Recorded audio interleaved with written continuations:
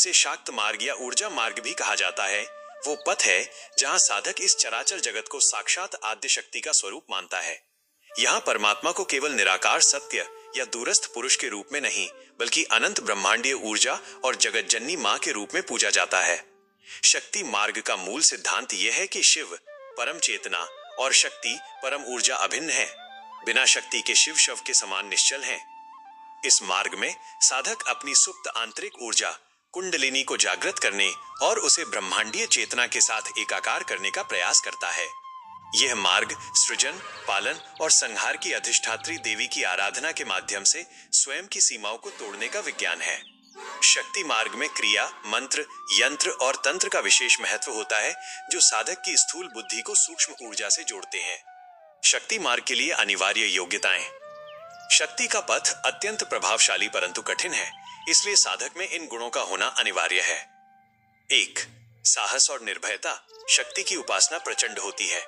साधक को अपने भीतर के भय, मोह और अंधकार का सामना करने के लिए मानसिक रूप से अत्यंत सुदृढ़ होना चाहिए। 2. अनुशासन और पवित्रता। इस मार्ग में विधि विधान और संकल्प का बहुत महत्व है।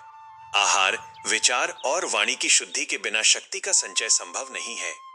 3. ब्रह्मांडीय दृष्टि। प्रत्येक स्त्री और प्रकृति के प्रत्येक कण में ईश्वरीय अंश देखने की क्षमता। जब तक मातृभाव जागृत नहीं होता, शक्ति की कृपा प्राप्त नहीं होती। 4. गुरु के प्रति अटूट निष्ठा। शक्ति मार्ग रहस्यों से भरा है, जहां पग पग पर भटकाव की संभावना रहती है। एक समर्थ गुरु के मार्गदर्शन के बिना इस पथ पर चलना जोखिम भरा हो सकता है। यह किन साधकों के लिए सुगम है?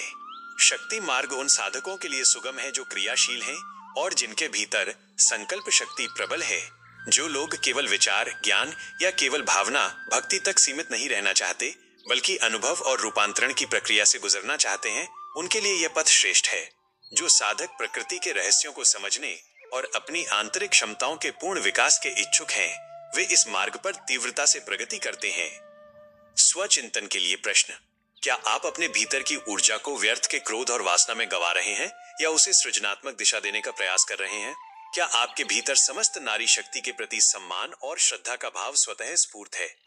क्या आप अपनी शारीरिक और मानसिक सीमाओं को चुनौती देने के लिए तैयार हैं? अपनी आंतरिक ऊर्जा को पहचानें और उसे लोक कल्याण के मार्ग पर लगाएं। शुभकामनाएं। जीवन में जब तक सद्गुरु न मिले, तब तक प्रत्येक साधक को जीवन रहस्य कार्यक्रम में बताए गए बिंदुओं के आधार पर अपने साधना पथ पर आगे बढ़ते रहना चाहिए। Subscribe for more details.